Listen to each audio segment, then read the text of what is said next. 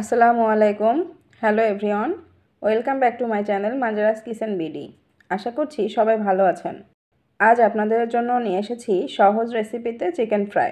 Hotel কিংবা রেস্টুরেন্টে না গিয়েই বাড়িতে বসেই খুব সহজে কিভাবে রেস্টুরেন্টের স্বাদের চিকেন ফ্রাই বানানো যায় সেটাই আপনাদের সাথে শেয়ার করব। তো চলুন কথা না বাড়িয়ে ঝটপট রেসিপিটি দেখে আসি।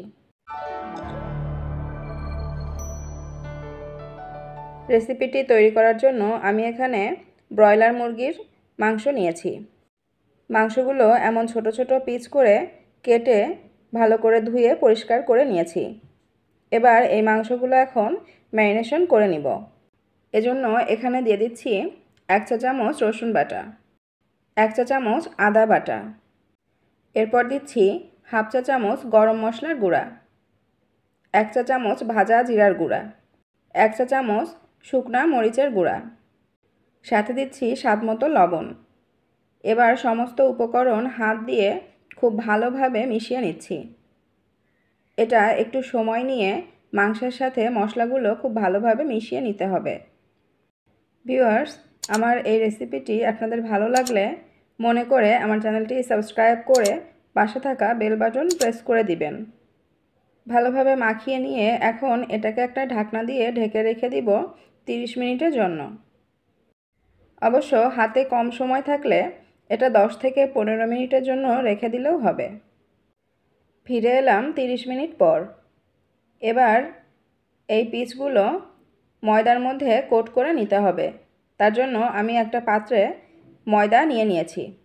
এরপর এর মধ্যে দিয়ে দিচ্ছি শুকনা মরিচের গুঁড়া, দিচ্ছি সামান্য ভাজা জিরার গুঁড়া, দিয়ে দিচ্ছি 1/2 চা চামচ লবণ। এবার এগুলা চামচের সাহায্যে এই শুকনো উপকরণগুলো ভালোভাবে মিশিয়ে নিচ্ছি। এটা মিশিয়ে নেওয়ার পর এর মধ্যে এখন মাংসের পিসগুলা একে একে দিয়ে দিচ্ছি।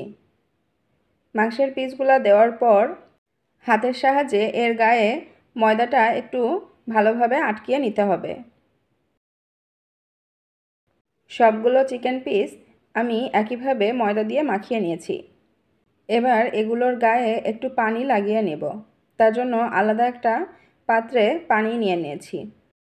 ময়দা মাখিয়ে নেওয়া চিকেন পিসগুলো এখন একে একে এই পানির মধ্যে দিয়ে এর গায়ে পানি লাগিয়ে নিচ্ছি। সবগুলো পিস আমি পানির মধ্যে চুবিয়ে নিয়েছি। এই পিসগুলো পরবর্তীতে আবার ময়দার মধ্যে কোট করতে হবে। এজন্য এগুলোর গায়ে পানি লাগিয়ে নিলে পরবর্তীতে এর গায়ে ময়দার কোটিংটা ভালোভাবে আসবে। এবার এগুলো আগে যে ময়দার মধ্যে কোট করেছিলাম একই ময়দার মধ্যে দিয়ে দিচ্ছি। এগুলো দেওয়ার পরে হাত দিয়ে একটু চেপে চেপে এর গায়ে ময়দাগুলো ভালোভাবে মেখে নিতে হবে। এই মাখানোটা যত ভালো হবে চিকেন ভাজার পরে এগুলা বেশি ক্রিস্পি হবে এবং এগুলা দেখতেও বেশি অ্যাট্রাকটিভ হবে। সবগুলো চিকেন ভালোভাবে কোট করে নেওয়ার পরে এখন এগুলা ডুবো তেলে ভেজে নিতে হবে। তার জন্য চুলায় প্যান বসিয়ে পর্যাপ্ত পরিমাণে সয়াবিন তেল দিয়ে নিয়েছি।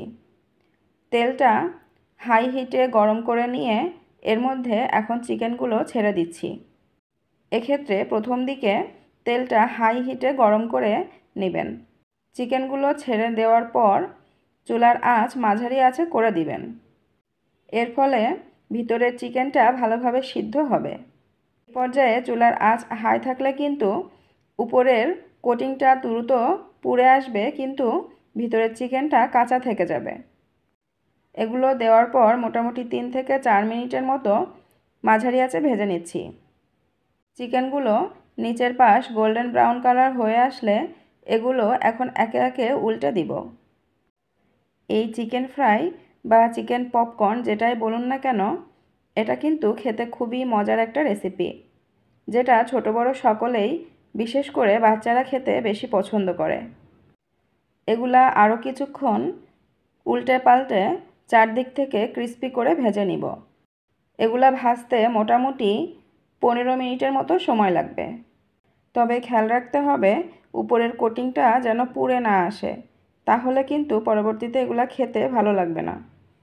এটা সকাল বিকালের নাস্তা বা বাচ্চাদের টিফিনের জন্য খুবই পছন্দনীয় একটা রেসিপি।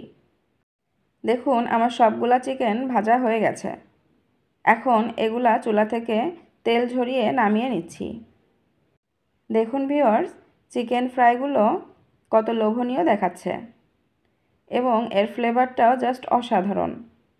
এগুলা সামনে নিয়ে লোভ সামলানোই মুশকিল। এগুলা তৈরি করে গরম গরম খেতে হবে। চাইলে আপনারা সসের সাথেও পরিবেশন করতে পারেন। আশা করছি আমার আজকের এই রেসিপিটি আপনাদের ভালো লেগেছে। শেষ পর্যন্ত আমাদের সাথে থাকার জন্য ধন্যবাদ। ভালো থাকবেন, সুস্থ থাকবেন, স্বাস্থ্যকর খাবার খাবেন। আল্লাহ হাফেজ।